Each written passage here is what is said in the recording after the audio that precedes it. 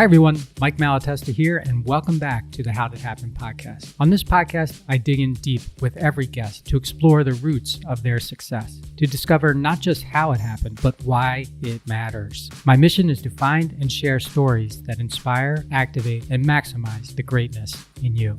On today's podcast, I'm talking with Jonathan Cronstedt, who goes by JCron, about the success he had building the company Kajabi into a multi-billion-dollar business. We also talk about him having an unreasonable amount of belief in himself, his favorite books, why winning at darts and business is about having the biggest bullseye, wisdom, and as an entrepreneur, how to create meaning and purpose in your post-exit life. So many business owners get it wrong. They look for the junk food. They look for the 47-point Facebook ad hack. They look for the new sales methodology. They look for the just hire A players, which to me is the greatest disservice done to business, is this idea of it's all about the people, just hire A players and it'll fix everything. You know, the who, not the how. And it's like, it's true, but it's not the whole story. And the reality of it is A players don't want to come in and fix your dumpster fire. They flat out don't. They want to go where they're celebrated. And so for me, the reason people come last is not because they're not important. They're the greatest amplifier you can have. However,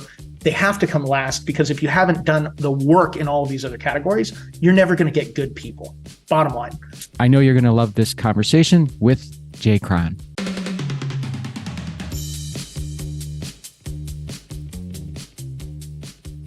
Jonathan, JCron, welcome to the podcast. Oh, thanks so much. Really great to be here, Mike. Looking forward to it. I gave everybody before a taste of what we're about to dive into and you, but I just wanted to let everyone know I first heard about JCron on, I think it's called Business Lunch with Roland Frasier. It's a podcast that I listen to pretty religiously. I think there's a lot of great content in there, and this Roland Frasier fella he thinks would you agree? He thinks at a high level. And unequivocally, anyone who's listening, if you're looking for a podcast that I think is chock full of some very unique insights and conversations that are not very common, Business Lunch would be it. Roland Frasier's been a friend of mine now for going on our, just crossed over our first decade of friendship. He's been incredibly impactful in my life. And I would very much agree with Mike. The way that Roland thinks is incredibly unique. So it won't be like any other podcast. Yeah. Totally. And just the way he gets, I'll just leave it at that. But give it a listen. In Business Lunch, it's like 40 minutes, most of them 45. It's cool stuff. So let me tell you a little bit more about Jonathan Cronstedt, or JCron. Cronstedt with the last T on the end. Everyone gets confused with it. So, 12 years ago, somebody was like, I forget where we were, but they were just like, hey, JCron. And I'm like, so basically we're going my first initial and half of my last name, but it's become much more memorable, much easier to say. And even in my own family, my parents call me Jonathan. My wife's parents had a Jonathan already, so I'm John. And then to everybody in the industry, I'm JCron. So they all play, but JCron's probably the easiest. Okay. That's funny too, because I'm Mike to some people in my family. I'm Michael to other people, and forget the last name because most people just Malatesta for some reason is just too hard. Although it's much easier because phonetically it's exactly how it sounds, where yours just gets a little tricky there with the last T. Anyway, JCron. JCron is a board member at Kajabi, a knowledge commerce platform where he was president for 6 years, something, I think 6 years. And during the time that he was president, Kajabi grew 2,153%, achieving a $2 billion valuation within 5 years. Congratulations. That's very impressive. Oh, thank you. I can't help but always laugh. Whenever somebody reads a bio, it's like, it's the neatest encapsulation of something where the person who lived the season, when you're hearing it, you're like, wow, that's really cool. But you're aware of all of the dumpster fires and complete mess that so many aspects of it were that are not present in that soundbite of, here's where we were, here's where we are, and away we go. Yeah. I'm glad you brought that up, because in the intro of my book, which is for entrepreneurs, I wrote, people think if you just read the press, you think that it's Red Bulls and pizza one night and $1 billion valuation the next. And that's what sells, right? But that's not what happens. At least it's not what happens to most of the nobody people wants to read this story that's basically every massive success is 10 or 20 years in the making. Yes. Nobody wants to hear that because it's like, well, I don't have 10 years to wait. Well, it's like, well, it took that long, Yeah. You're only seeing the result. You're not seeing the journey, the process, and all of the uncertainty or craziness in between. Absolutely. And maybe we'll talk about some of that craziness. So JCron is dedicated to supporting and equipping the next generation of entrepreneurs. As the executive director of the Jonathan and Nicole Cronstedt Foundation, he believes entrepreneurship is the single greatest transformational force in our world, and it may just be the thing that saves it. And I'm going to get back to that because I'd love to know what you're talking about there. I agree with you, by the way. I believe that entrepreneurship is like, I commit myself to it because it's the thing that professionally, I don't know what I could be doing that would be more beneficial to people and to, maybe the world, but certainly to people who deserve and need that. Entrepreneurs need a lot of support, definitely. It's the great equalizer. In today's universe, no matter where you look, it's broken, it's polarized, it's triggered, it's anything and everything to keep people at each other's throats about every topic imaginable. And for me, entrepreneurship is the great equalizer. It's the thing that changes people, families, communities, and societies at large. And when you look at societies where opportunity is plentiful, you typically see amazing societies. When you look at societies where opportunity is unavailable or difficult, you typically see very challenged societies. So for me, in a world where nobody can agree on anything, I think the only thing that we can agree on is that more opportunities is always better. And so for me, very, very similar to kind of my view of the world. When everything is changing, the only questions that matters is what isn't changing. I think when everyone disagrees on everything, it's far more important to try and find the one thing we do agree on. Right. And for me, that's always been entrepreneurship. An interesting observation too, whether you have resources, a place that has resources or a place that doesn't, there are capable people there that, given the opportunity, or even the opportunity to make the opportunity happen, would be tremendous entrepreneurs. It's about having the opportunity, right? No, absolutely. And it's something that's so validated empirically the world over. If you look at the data that comes out of Kiva or any of the microfinance organizations supporting micro enterprise in Africa, and you look at the repayment rates on their loans, it performs better than almost any debt category you'll find anywhere, not to mention the societal change that it represents. That when you are able to bring entrepreneurship into a community, especially to the women in that community, it's one of the most powerful transformational forces you can find. I don't think you'll ever see its equal. Yeah, I agree. I had the pleasure of, there's a company called AgriCycle that was created in Milwaukee, which is near where I am. And they basically harvest fruit and dry it in Africa and then bring it back to the US to sell it. All women. And it's an entrepreneurial model where all the women harvest for them, dry for them, and then participate in what they call an equitable way. So that's because for some reason the women are the entrepreneurs and the men think that the women should be doing all the work or something. And I think that that's something that's so worth exploring, because you typically find that when you see female entrepreneurship success stories, it typically comes with transformation of the world around them that they touch. You have somebody in a village that all of a sudden has a cow, that now has a business, that now has other people in their business and equipping them to start businesses. It's such a greater change agent where, us guys, when we accomplish things, it's typically fast cars, big houses, shiny things. We just, we operate very differently. And where I always laughed about this was there was a woman who's a executive in a company that I was leading years ago. And she said, the key difference is when you see a room full of guys and there's one cookie in it, they're going to fight with each other or wrestle people to the ground to get that cookie. And if you've got, 8 women in the room, they're just going to split the cookie 8 ways. It's not even a discussion point. It's not a fight. It's not anything. It's just, well, we got one cookie and 8 people. So I think there's just foundationally a different worldview that when entrepreneurship or success is introduced, it becomes much more of a change agent societally than necessarily an individual achievement. Yeah. I like that, the cookie thing, because it's like, it's so obvious to them to split the cookie and it's so obvious to us to grab what you can. Yeah, no, when she said it, I was like, man, I never thought about that, but wow, you're totally right. So it's an interesting one. And I think that, societally today, as we stare down some of the biggest challenges we've ever faced, those type of conversations of how do you really create change in a sustainable way are important ones. I agree. So I'm going to finish the bio now. So When he's not driving to outcomes for industry-leading brands or scaling digital empires, JCron is lucky to be the husband to Nicole. Where did you meet Nicole? We actually met on the Queen Mary at a high school dance in Long Beach, California. Oh, very nice. Father to Morgan Taylor. We have a daughter named Morgan. And my wife's maiden name is Taylor. Oh, love it. Servant to puppy Stella. And Stella is what kind of dog? She is a half Bichon, half Cocker Spaniel. She's actually sitting next to me right now. And with a little luck, we'll get through recording without her barking at anything going on. But okay. Yeah, she's super, super fun. All right, I never cool. thought I would love a small dog. And now, man, like, and she's not that small. She's probably like 30 pounds, but it's been so much fun. Have you had bigger dogs before? Or? Yeah, we when I was growing up had a large golden retriever. So I was always like, oh, big dogs, big dogs. But I mean, man, having a dog that's maintainable, doesn't shed. Yeah, there's a lot of wins to be had there.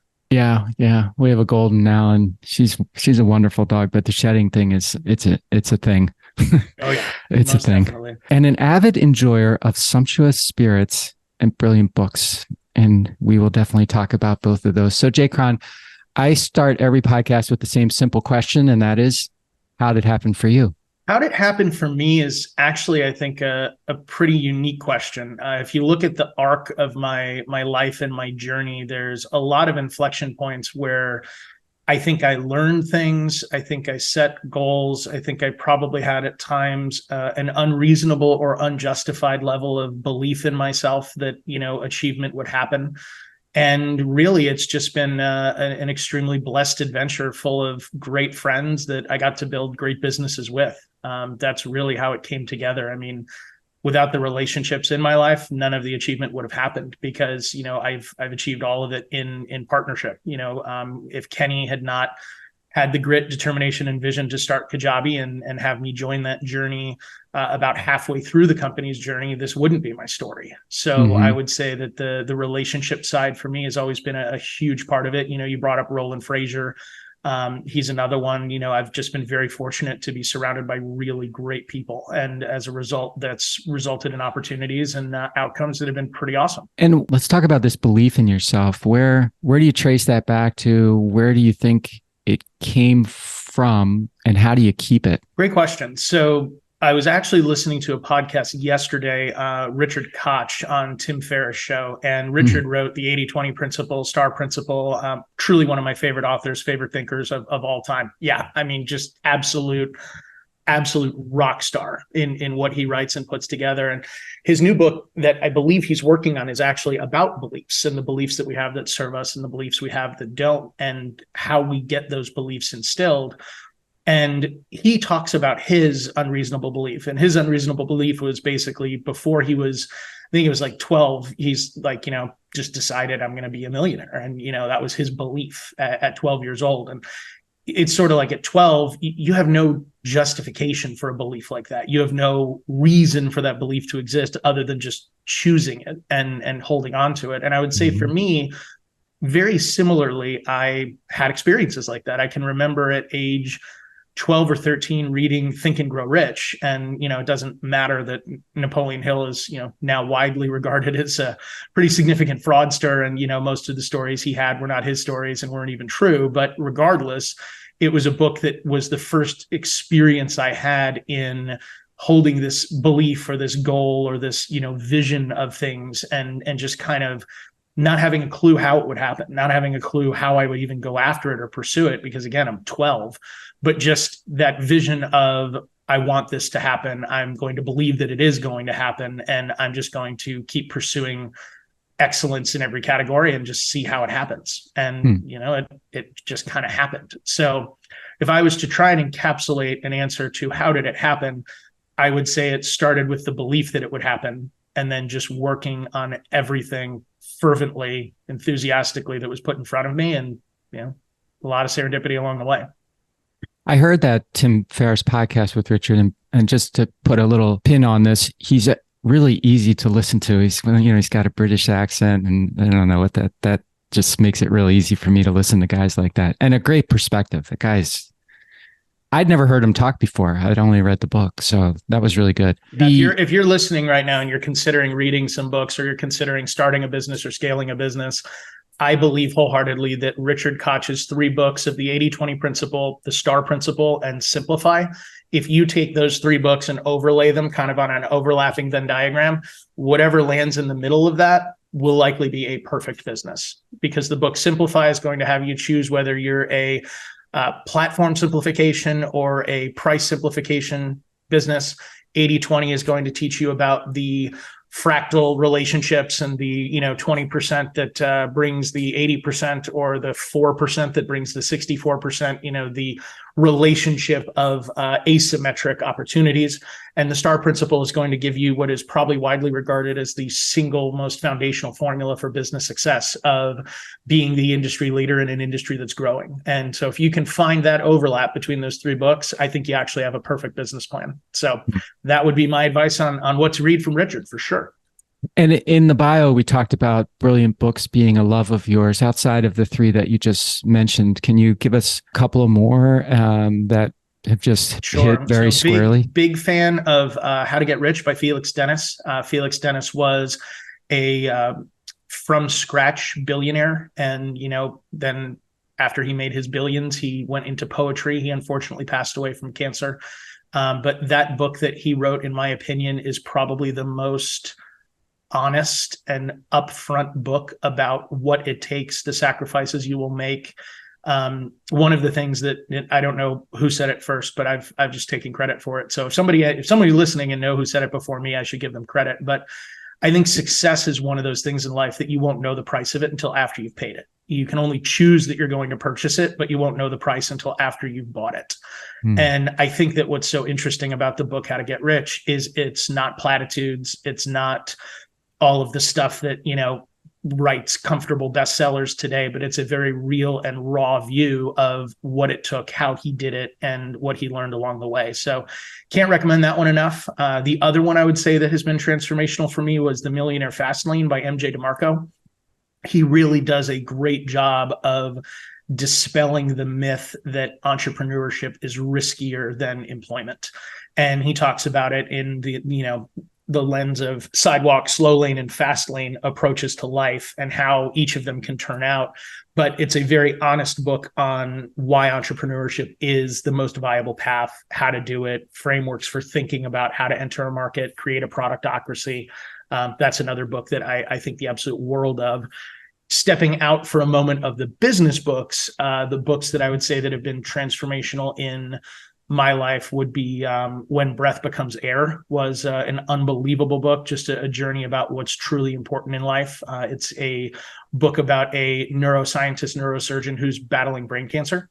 An unbelievable book, highly recommended.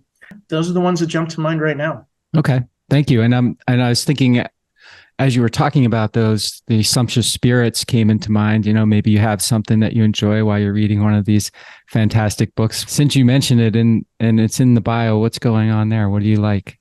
I love tequila. I love vodka. I love red wine. Honestly, I don't think there's really a spirit that I don't have an appreciation for. It's one of those habits in my life that I continue to try and enjoy more responsibly, because I have a habit of just enjoying. But yeah, huge fan, no mixers, on the rocks, and just wonderful, delicious things. Nice. Let me get back to Think and Grow Rich, because that's very interesting to me that as a 12-year-old, you are reading that book, because I think that most people don't get introduced to that book until later. So what's going on in your world as a 12-year-old where you're picking up Think and Grow Rich and reading that and maybe other books like it as well? I got to give credit to my parents. I think that they always really fostered and bet into my entrepreneurial and sales-oriented ideas at a very young age. I was always the kid that won the Easter candy sales or the walkathon drive or whatever else. Whatever it was, I wanted to win and go after it. And my parents were always willing to support me. They were kind enough to get me a computer at a very young age, taught myself desktop publishing, passed flyers around the neighborhood doing desktop publishing for anyone that needed it. Just a lot of random entrepreneurial things. And so I think that as I got to the age where reading was a habit that my parents wanted to see me develop, they wanted to get books that were in a lens that I was excited about, which clearly was, earning and growing and learning about business. I mean, I still laugh about the fact that, when I was a kid, everybody, what do you want to be when you grow up? Astronaut, policeman, fireman, whatever it is. And I always wanted to own a 7-Eleven.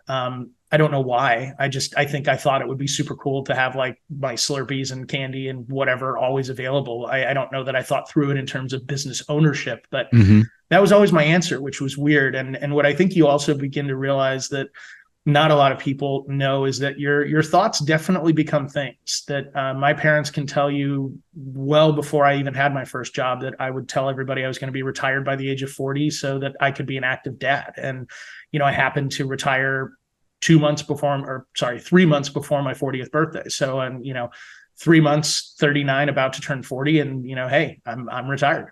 And, I could probably tell you that was born out of the fact that my dad traveled all the time, wasn't home. So for me, it was like, man, when I'm that age, I want to be home. I want to be flexible and, have the ability to be home. So regardless of where that belief came from, it was something I verbalized and just kind of put out there. Or, I can go back to my journal from my freshman year of college when I'm sitting at Starbucks and I'm writing out the vision for what I want my life to look like. And here I am now 41, about to be 42. So call it 22-ish years later.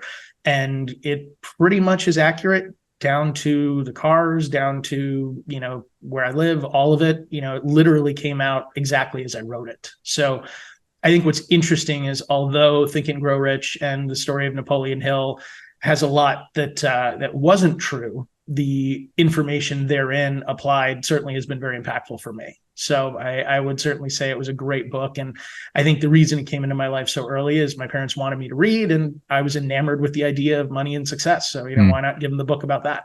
And I do agree with you that that's one of my favorite books. And, this whole like presentism and things, I can't put myself in his shoes when he was supposedly, doing all these things. But what I can do is I can put myself in that book and I can read that and I can say, you know what, compartmentalizing my brain, having files in my brain, being able to access the things that I want to access, being able to focus on the things I want to focus on. That makes sense.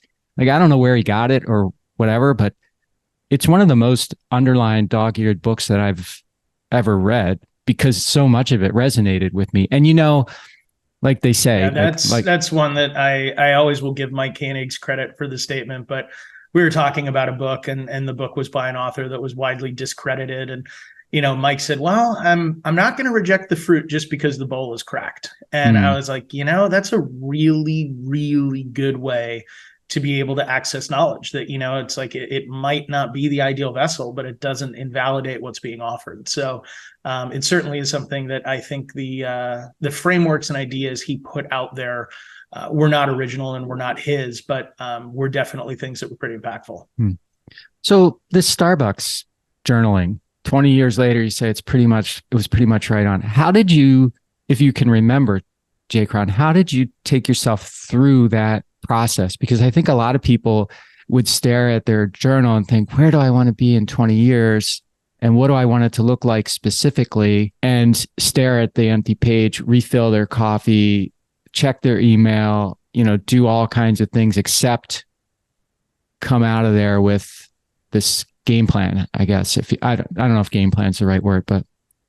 Well, going back to the books that I love and recommend often, it jogged my memory when we were talking about journaling. I'd have to give it to Jim Rohn and Leading an Inspired Life. It's one of the first books I read where he talked about the idea that, rich people have big libraries and poor people have big televisions, and the idea of having a vision for your life and leaving a journal so that there's, some element of the journey in the middle of the road and how it all unfolds. He would be the one I would have to give credit for the journaling and for the thinking processes, the love of books, the obsession with entrepreneurship. I mean, it probably all started with him on that front. I think Napoleon Hill and Think and Grow Rich introduced me to the idea of just, you need a vision. You need that idea that you just hold in your head all the time and hold in your head in a level that you believe it already to be true, even though you might not see it. And Jim Rohn was a lot more of the blocking and tackling and all of the things that, came into life. I mean, the quote that I give him credit for all the time is, how you do anything is how you do everything. And that's one that, at times for me is just maddening, because it's like, I don't want to do it that way. But then it's like, well, who am I? Who am I trying to be? Who am I reinforcing right now? So, right. That would be another book that I would say has been extremely transformational for me. I love Jim Rohn. I love listening to Jim Rohn. I mean, he's passed away, for those of you who aren't familiar with him, but he was like, I don't know if guru is the right word, but with CDs and tapes, and like before there were MP3 players and, all of that. And I think I had all of them, and I would just have them on in the background in my office, and they would just be playing, and I would hopefully be absorbing something out of it, because it's, whether it's that quote you had, or, you're the product of the 5 people you surround yourself with. I think that's attributed to him as well. It's just really great. Most people don't even know that Jim Rohn was the one who gave rise to Tony Robbins. Tony Robbins started his career as a Jim Rohn, essentially Jim Rohn reseller. Right. So, Jim's foundational. If you've never read his stuff, you got to start there.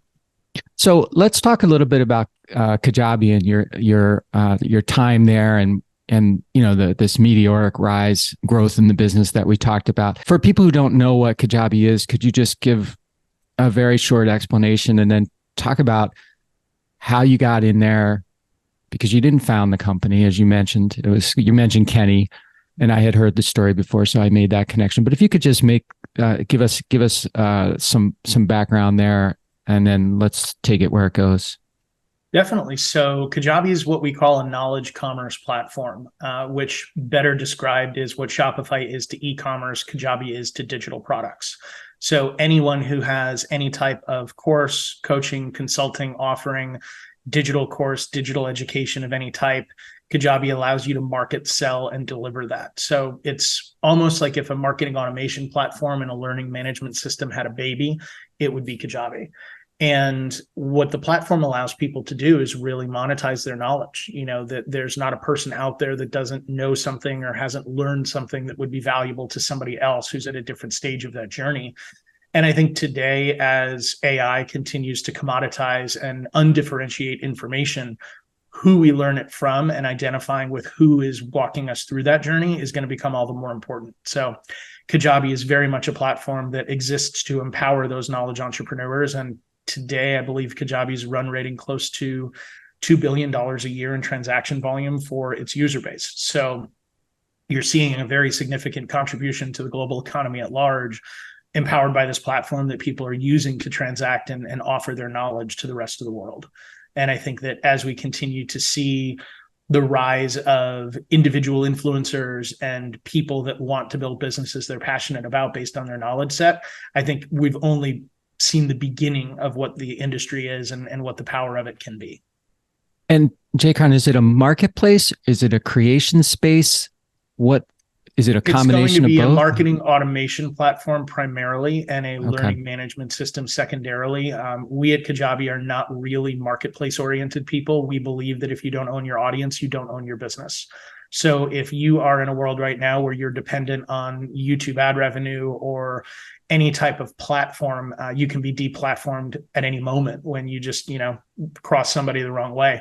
So if you don't own your audience, you don't own your business. And so that belief is foundational at Kajabi. And it's why we believe you need a platform where you have your website, your lead, landing pages, your blog, your email marketing and marketing automation, your checkout processes, your product hosting. It all needs to live in an environment that it's yours, not somebody else's, not subject to being flipped off anytime you want. And when you look at all of the platforms that are out there, we're big fans of all of them. They have a place, but the place that we would put them is they exist for audience and attention aggregation, but you're only there to then point that attention or aggregation someplace where you own that audience and you own that attention and you're engaging in a vacuum rather than contributing to somebody else's platform. And, when you look at platforms today and the data that's being used and abused, I think everybody realizes if you're not paying for something, you are the product. So that's really where at Kajabi, we believe, no, it should be yours. It should be separate and it should be in a place where you can really own it and leverage it. And so who's the ideal persons? Quite frankly, anybody who's in a teaching capacity that wants to impact people with information that they're passionate about. You might be a vegan chef, you might be a fitness instructor, you might be a marketing whiz, you might be a underwater basket weaver, or we have things as esoteric as there's a type of horse ballet called dressage. And even within something as specific as horse ballet, there are core strength exercises like ab exercises for horses. And there are people that have digital courses on core strength exercises for horses that do dressage. That's how hyper specific this universe has gotten. So if you're listening and you know something that it would be valuable for others, you can turn it into a business that you're passionate about. One of my favorite stories is a gentleman that spent 20 years in the fire department, and his primary job was interviewing young firefighters. And becoming a firefighter is a hugely competitive career. So he learned a whole lot being the guy that interviewed firefighters and either gave them the job or didn't give them the job. So after 20 years retiring as a captain in the fire department, he said, I bet I could build a digital course mentoring would-be firefighters. And so he has a course on how to ace your firefighter interview processes. And he and his wife are big motorcycle people. They love touring the US. So they've got their road bikes and they pop into a hotel every now and again. He hops on, does his coaching calls, answers his emails, and then they're back on the road to whatever national park or event or anywhere else they're going to go. So it really is, rather than retiring, he chose to rewire and, has now built an entirely new career out of his knowledge. And I think this is something too that societally, as we look at this giant wave of boomers that are retiring, there's so much wisdom there that if it's not codified and made available, it's just going to get lost. And when you look at someone who has a lifetime of experience in an industry that they've avoided pitfalls, found shortcuts, and if they were to start over, they could probably achieve what they achieved in 1/10 the time because they now know the journey. Why not make that available in some format for someone? Right. And Arthur C. Brooks just wrote a book on this called From Strength to Strength. And it's this idea of the happiest people make a choice to move from their fluid intelligence curve to their crystallized intelligence curve. And the crystallized intelligence curve is the wisdom that you've gained and now offering and making that available to others. Whereas the fluid intelligence curve is that driving, innovating, like creating mode. And so I think you are going to see these trends really continue to intersect at a business that allows others to benefit from the knowledge that's available. And, as broadband internet continues to proliferate around the world, everyone's going to want the same stuff. They're going to want to be better at what their passion is, what their proficiency is, what their profession is. All of those things are going to be the same. And as you were saying that whole thing, I kept thinking of the word freedom, like freedom to be where you want, like the firefighter, and freedom to do what you want, and freedom to impact the world the way you want on your terms with your knowledge, as opposed to having to be in some system or. Yeah, I think we are about to see the single greatest tidal wave of single owner businesses that do, 6 and 7 figures with just one person, no employees, no anything, because you now have everything available to do that. You don't necessarily need a business. You don't even necessarily need media. You just need to be willing to get on a platform, communicate convincingly with an audience that you know a lot about, that you can help. Pretty much there. And that's really transformational, because up till now, I think it's fair to say there's a lot of people who start their own business to just really give themselves a job. They actually take a step back by starting their own business because they're not thinking as big as maybe they should be thinking. They're thinking about, well, I don't have a boss anymore, as opposed to now I have the freedom to build something much bigger than I could ever have before. Have you seen, does that resonate with you? Have you seen that? Or do you believe that? Absolutely. I think you don't need to look very far to understand that we're staring down one of the most precarious timeframes in the working world that we've ever had, whether it's, quiet quitting, whether it's rage quitting, whether it's the great resignation, whatever you term it. You have a whole lot of people that feel like they chose a path, were sold a bill of goods, and now they're really unhappy. And I think that what you're going to see is you're going to see people reevaluate what truly matters, and they're going to seek out paths that they can dial up or dial down as desired. That, you might have a season where it's like, no, this is my season of grind, I'm going to do this. And then you might have a season where it's like, no, this is kind of my season of lifestyle business. And it being perfectly okay to go back and forth between the two of those and feel totally good doing so.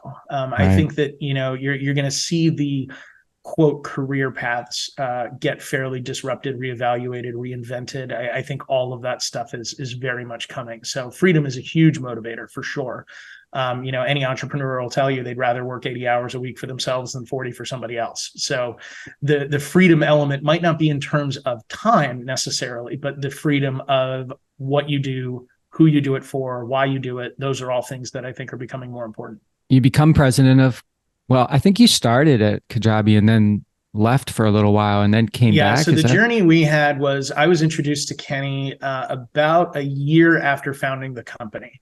So did some consulting for Kajabi for about 6 months. They actually, Kenny fired me to work with Frank Kern, took me to a Starbucks and said, hey man, small company, we gotta allocate resources differently. And I said, hey man, no problem. Let's stay friends. This has been super fun. So we stayed friends. A couple of years later, Kenny hired me back as VP of business development. And then a week after I started, I actually took him to the same Starbucks and I quit because I was offered the CEO role of digital marketer. And that's where I really wanted to go.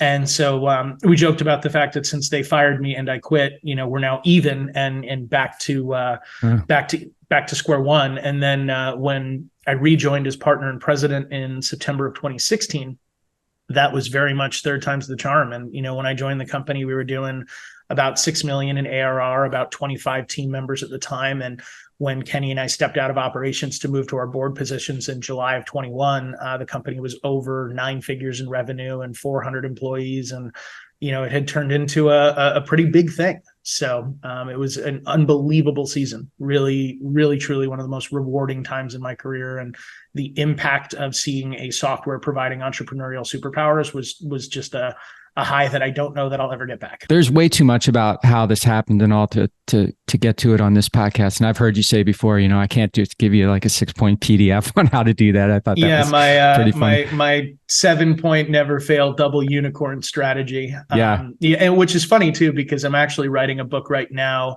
because I'm doing everything I can to codify what I learned. Because when you go through something like this, everybody wants to know how you did it. Mm-hmm. And I think what's so interesting about it is I have learned a lot about it. But what I've learned is it's not Instagram quotables. It's not YouTube thumbnails. It's not the entrepreneurial junk food that right now is super popular for people to just consume. Yeah. It's really a relentless focus on the foundation of what builds a great business. And so building that book is my attempt to reintroduce people to what I believe are the foundations that build great businesses and how to focus on them relentlessly for pretty outsized results. So looking forward to getting that completed. I totally agree with you.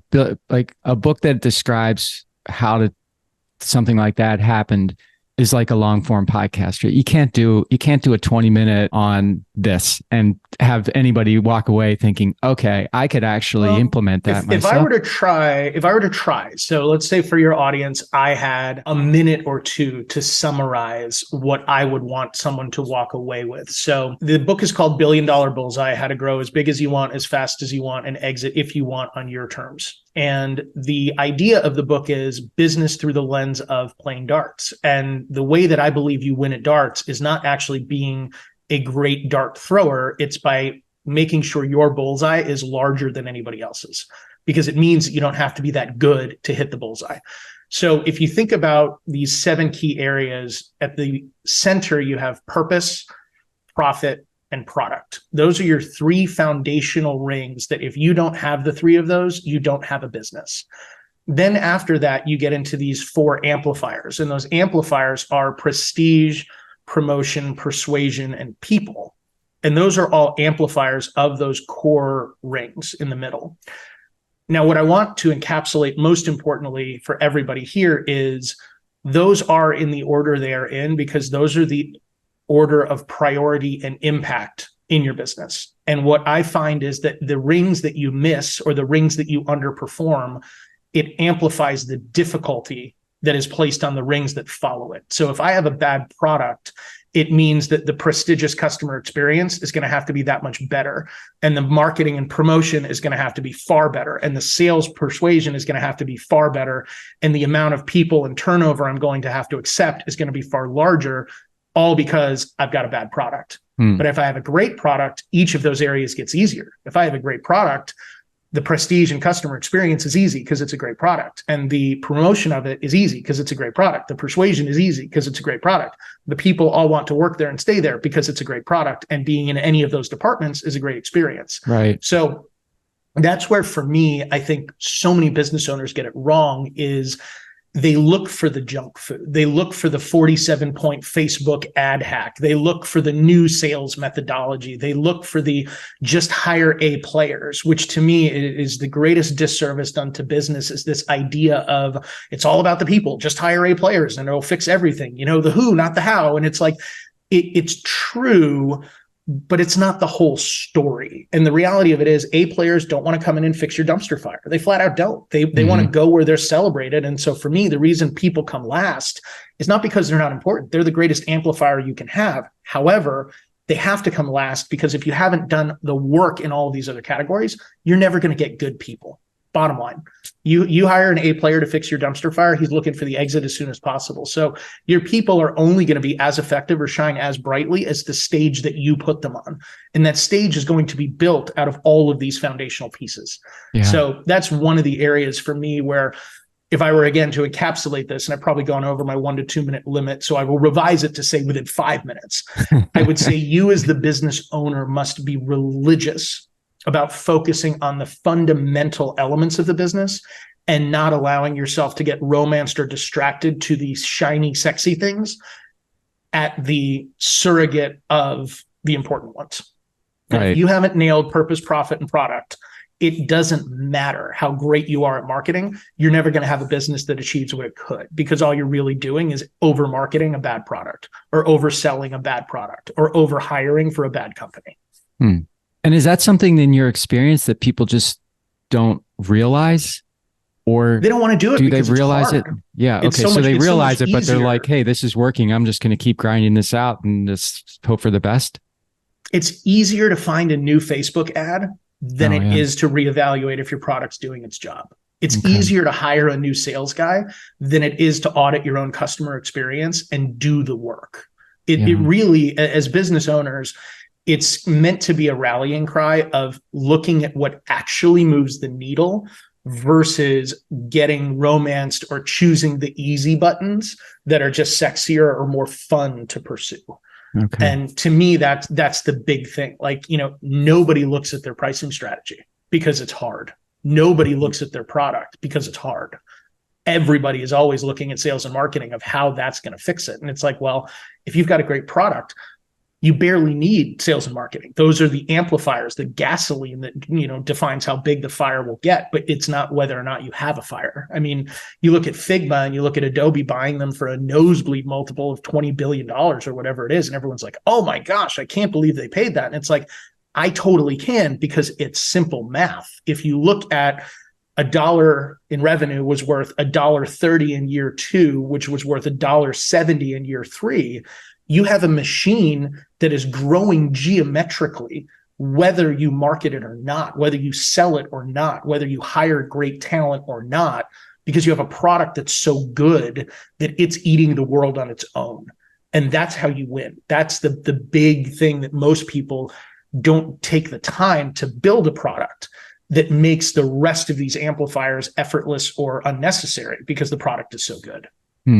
Let's shift gears a little bit and talk about, you and I were talking about this before the podcast started. We were talking about personal branding, but sort of in the post-exit world for entrepreneurs. So you're still on the board at Kajabi. I have such a love-hate relationship. Yeah, well, let's talk about this, because I want to combine it with what you said about Kajabi. You've got the retired firefighter, and basically you said it's a platform for putting all the wisdom in the world to work. That's basically what you said. And you and I have had similar experiences where we've been entrepreneurs, we've exited companies, And we're both thinking to ourselves, okay, so what do we do now? Yeah, let's say so we don't need a paycheck, right? So, and that, I think in some cases that sort of dulls you as opposed to, but anyway, so what do we do now? Right. And as you were describing what Kajabi is, I wrote down wisdom, all this wisdom. And I thought to myself, well, you have a lot of wisdom and I have a lot of wisdom. So what do we do with it that not only lights us up, but, more importantly, makes other people's lives better, makes more businesses better, makes more businesses happen, makes more relationships better. I don't know, whatever it is. So I'll let you start and then I'll weigh. Yeah, I think that's where, for guys like you and I think that's the hard part about it. Like, I think that there are so many people in this world that are far better than I am at just being content or being happy or having work-life balance. Like, which, by the way, I hate that term. I don't think work-life balance exists. I think it's only work-life integration. But this idea of a personal brand, I think, is something that can be so impactful, so transformational. It can be the ultimate amplifier to an entrepreneurial journey of being able to have an audience that you can engage with and that you can solve problems for and that you can, aggregate that attention and point it at things. And it's an amazing, amazing thing. Where I personally, and now this is just JCron, this is not an industry view, as just JCron, I've always been a private person. Like, I've been the CEO of some of the largest digital brands that are out there, but I've always been the guy behind the guy. I've never been the guy out front. I've never been the expert or the teacher. It's just never been where I played. And even at Kajabi, Kenny and I were always very willing to be up front and talk about it. But we always wanted the brand focus to be Kajabi and the stories of the entrepreneur, not the Kenny and JCron show. We never wanted that. And so I think for me in this stage, it's hard because I've got a 3-year-old daughter. I've got a major desire to really be very present for those seasons. And I feel like at times the arms race of online content today, it's moved towards this always on giant production of content volume that I don't know that I'm ready to do that. So it's sort of like I committed to writing this book and I'm going to write this book. But when the book is done, I don't know if maybe that will be my contribution to the knowledge set of the world, and that's enough. That's enough for me to say, hey, the book's there. If you want it, go grab it. Maybe I'm posting about it. Maybe I'm not. Maybe I have a podcast. Maybe I don't. It's one of those things that I'm really trying to allow in this season, the things that really bring me joy and that I can be of service to others.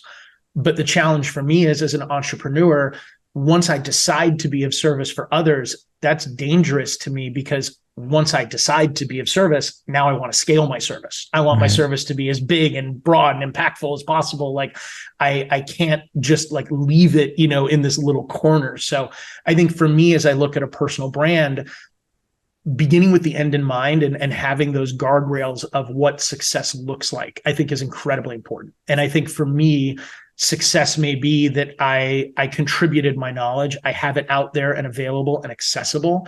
And it might not be a profit center. It might not be a business, but it also might be. So I'm kind of allowing it to happen, which for me is very unusual. And I think, to your point, there is a switch that flips when you go from, I'm doing this because I have to, rent's due, bills need to be paid. I am building this thing because I must build this thing. Then all of a sudden you're in a season where I don't have to do anything. Right. I can choose what success looks like. I can do it in whatever way I want to. That's a very odd place of, what I don't have to do it. Well, what do I do? How does it look? How do I even define that? So, it's a messy creative journey for sure. And that I talk about it a lot, that purpose that you have when you're building a company that has an unbelievable purpose and transformational impact. When that goes away, it's like, well, who are you? And for me, that's a big question right now. I'm just like, well, I know who I was when I was doing that, but I don't know who I am right now. And it's a weird place to be. So tell me about how much, if any, thought you put into this because you're thoughtful, the journal, 20 years later, how much thought did you put into this before you stepped down operational at Kajabi? So absolutely zero. And that's zero. just the sad truth of it. Yeah. It really, if I knew then what I know now, I would have thought far more about it. I would have probably built out a whole calendar for the year following leaving so that I had lots of things and experiences to look forward to. And like I would not have allowed the gap to happen. I think that I got some bad advice, not bad advice. It might have been good for other people. It wasn't good for me. Everybody tells you, like, well, if, you exit operations, take a year, just take a year and do nothing, just decompress and do nothing. Yeah. And I think for me, that was horrible advice because I identify as a guy who does things. Yeah. And not having that, not helpful. So I would have said I could see doing different things, but I think it would have been a lot more impactful for me to schedule a year of what I wanted to do. Yeah. Or a year of exploring things that you didn't know whether you wanted to do or not, but you have the time to explore them now, and they interest you for whatever reason. And that exploration would potentially lead to the next idea that, really gets you excited. Yeah, entirely. Like I think what I probably should have done is going from 100 to 0 was very disorienting. Yeah. Maybe I should have gone from 100 to like 25, like kind of cruise control, not sitting still. Yeah. So that's what I would do differently. And for those of you listening that are staring down that barrel, the more opportunity you have to be proactive and purposeful in designing what will fill that gap, even if what fills that gap is nothing but travel and enjoyment, that's fine.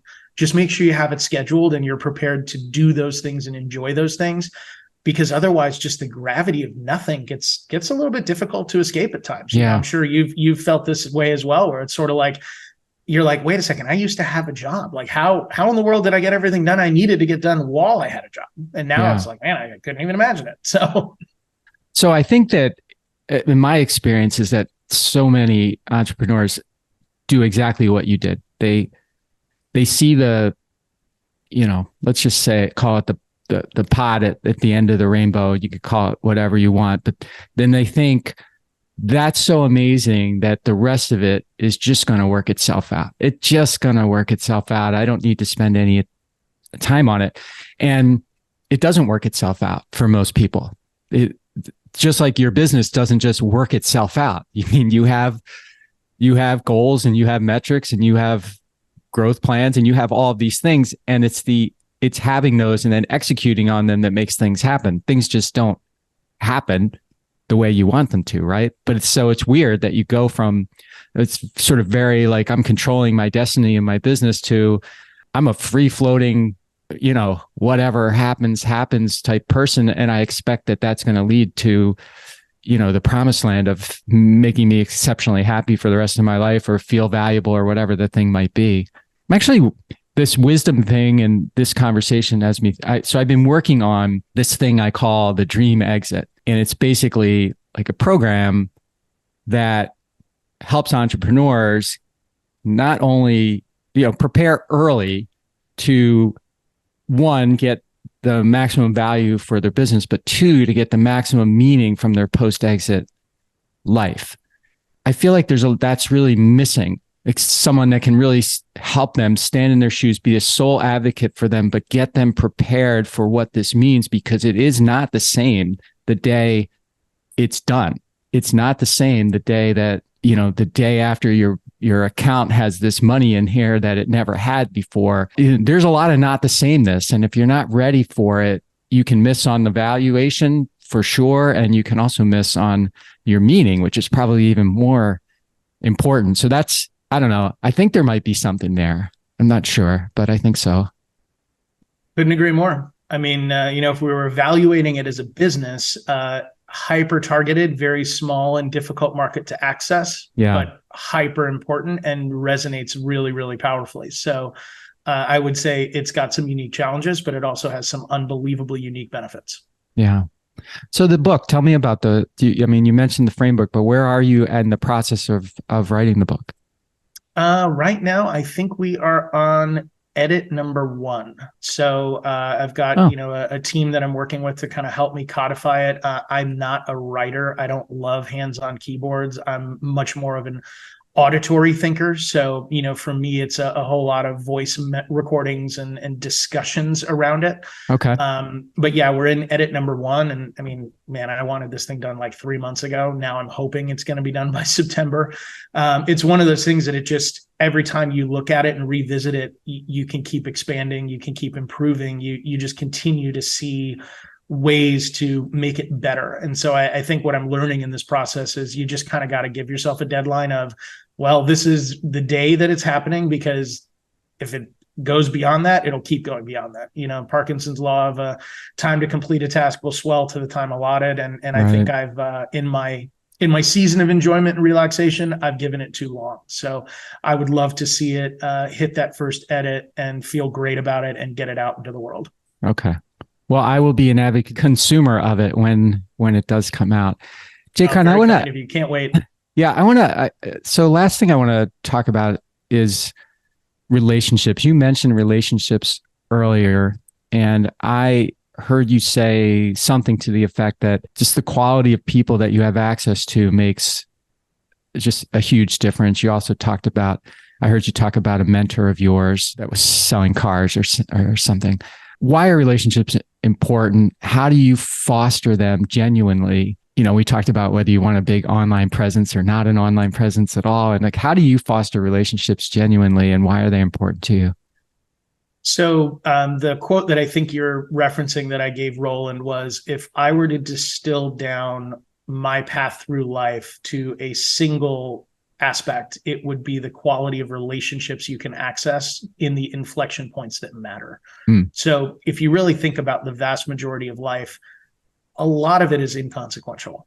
That you look at the 80-20, the 20% that brings 80% of the results, or the 4% that brings the 64% of the results. There are moments in your life that have massively asymmetric opportunity or return, both upside or down, depending on which path you choose. And it's in those moments, what conversations are you having? And so for me, I go back to a couple of different scenarios in my life where it was like, when I was in the mortgage business, I was the vice president of sales for a large mortgage company. I was in my mid-20s printing money, thought that, I was really smart. And I remember going to my dad and I was like, Dad, I don't know how to plan for this level of success. And what do I do with what I'm experiencing? And my dad said, well, I would just tell you to live on half of what you're making and invest, the rest, and you should be fine. Okay. And it's not bad advice. It just is not as sophisticated as I probably should have been at that stage, because what that advice doesn't capture is, it doesn't capture a black swan event like 2008, where your income disappears, your assets get devalued, and all of a sudden you go from being successful to filing bankruptcy. And I got that t-shirt, went bankrupt in, 2009 or something. It was wonderful. And so what I realized in that moment is it wasn't bad advice. It was based on my dad's journey of, kind of being a VP of sales for his whole life. And that was the purview he had on life and success and how to plan for it.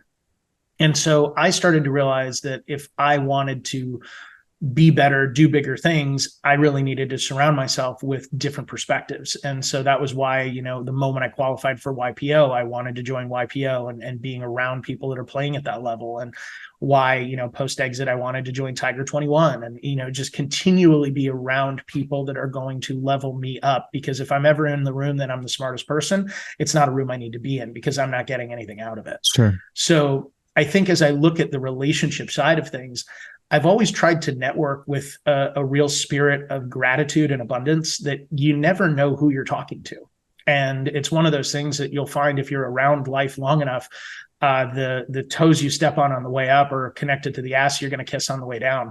And I think that retaining relationships from a place of openness and service and trust and understanding that everybody has something to teach you if you're willing to learn it, it just allows you to build great relationships. And I think it's one of those things that I've been really blessed with, the relationships I have built, but most of them have been built because I'm the type of person that always trusts first. I'm not waiting for someone to prove themselves. I'm not distrusting somebody from the word go. I've probably been, hurt more times because I'm the one who trusts early. But I would say that the amount of relationships I've been able to build impactfully has far outweighed any of the downsides. Yeah. So I think that for me, the encapsulated wisdom around relationships are always have a long-term view, always come from a place of service and adding value to others, and just be willing to stay in touch with people. This is another one. I keep going back to Richard Koch just because he's unbelievably brilliant, but his idea of loose ties and this idea of maintaining lots and lots and lots of loose ties is really where he shows mathematically that opportunities come from. Mm-hmm. So if you're not doing your best to keep in touch with lots of people and however you can keep in touch with them, all you're doing by increasing that is you're building the surface area on which luck can happen. You're broadening the opportunity for you to be lucky. So relationships, the more the merrier, connecting, providing value, hugely important. And then also understanding the level of sophistication and intelligence you need in the inflection points that matter.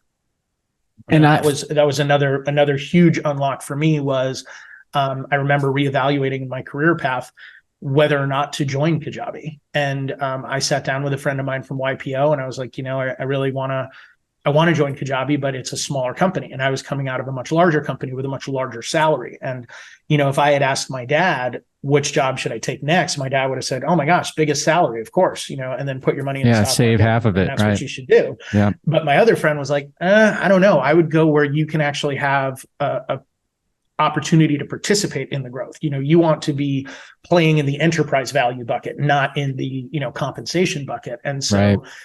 In that moment, it was like, wow, had I not had somebody encourage me in that way, I don't know the decision I would make. And I don't know if we'd be having this discussion today. So that's where the quality of those insights and the inflection points that matter makes all the difference.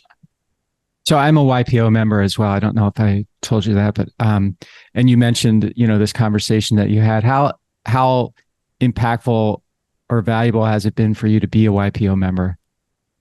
Unbelievably transformational. I've been in now 9 years. I remember when I first joined, somebody said, there'll come a moment where you wake up and you realize that the vast majority of your friends are YPOers. I'm like, no way. I've got all these friends. And here I am 9 years later, and the vast majority of my friends are all YPOers. Nice. I think it's just a really amazing organization because I think for people from the outside looking in, they think it's all just, a networking club to make money. And once you're in it, you realize the vast majority of it isn't even about business. It's about, who you are, how you're showing up for your family, how you're showing up for your kids, how you're showing up for your employees and team. It's far more about how do we make you a better person, a better leader, a better, father, husband, whatever. Far more of that than it is how do we make you a better entrepreneur. It's an amazing organization. For those of you that, qualify and want to join, can't say enough good things about it. Yeah, but I also, agree. like I would say, even Mike, to your point, what I love about podcasts like this, not everybody has the ability to join a YPO. So it's like, what can we put out there in the world that we're learning in those rooms that we can bring outside of those rooms in a way that people can access it? And I think for me, that's the most exciting part about today is when you think about the information and wisdom that you have access to that the world has never had. It's now all available. All you have to do is be willing to look for it, put in the work, take the action. It's all there for you. Yeah. Amazing what people will do for free. Like podcasts are a great example, blogs, whatever. It's like everything's there if you want it. You can listen to a podcast about a guy who's building $100 million company, or you can go spend $250,000 for a college degree from somebody that's never built a business. Pretty Good easy point. decision. Well, JCron, thank you so much for being on the podcast. It's been a really great conversation. I do appreciate it and I value it. And I've got a lot of notes and you made me think about a lot of cool things. So thanks for sharing. Is there anything that I haven't asked you or that you want to leave the audience with that I should have asked you? No, this has been a lot of fun. Truly a pleasure. Always love getting to connect with fellow YPOers and getting to talk about business and life and, the lessons learned and all of those iterations. If anybody ever needs to get a hold of me, pretty easy. I'm on Twitter and LinkedIn. Those are the two platforms that I'm on. I'm, not a cool kid, not very photogenic. So you won't see me on Instagram or Facebook or any of those more socially things. But by all means, happy to connect. Book will be coming out soon. And other than that, just, glad to be here. All right, cool. And for everyone listening today, please maximize your greatness today and make your future your property, something that you are very, very proud to own.